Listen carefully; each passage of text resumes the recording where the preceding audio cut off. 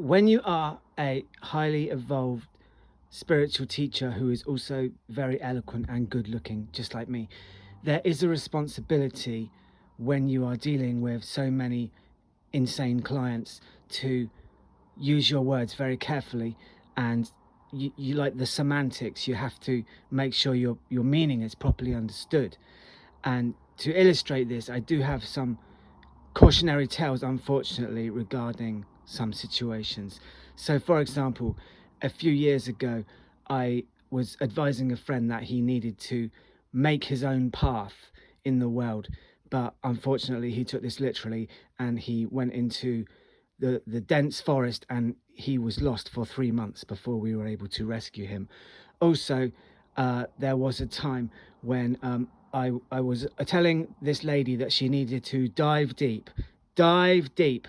Unfortunately, we were at the beach and then she jumped into the ocean and she forgot that she could not swim. But it turned out okay because the lifeguard, he came along, but he wasn't very pleased and I had to go to court, and I very narrowly escaped going to prison.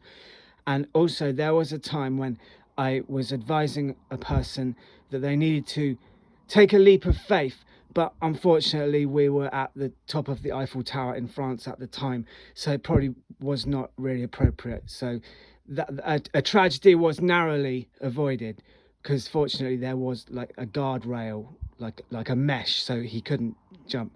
But the point is, there are many people who are drawn to spirituality, either who are nuts or they're driven nuts.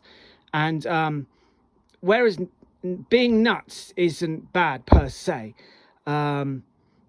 it's the temptation for stagnant energy to come in is there. If your mind is so open that you let anything drop into it, just like you're a garbage bin and people are throwing crazy ideas. But that's not to say that I've learned over time to adapt the way I talk to become a very advanced person. So please learn from my cautionary tales, because you don't want other people on your conscience when, or just maybe just don't give them any advice at all, because it's a massive responsibility. And sometimes they will turn on you. They'll seek you out for advice, but then they'll turn on you when their own crazy thoughts lead them into some weird situations. So basically, sometimes the stagnant energy, you're responsible for it, or you can be responsible for creating it in other people.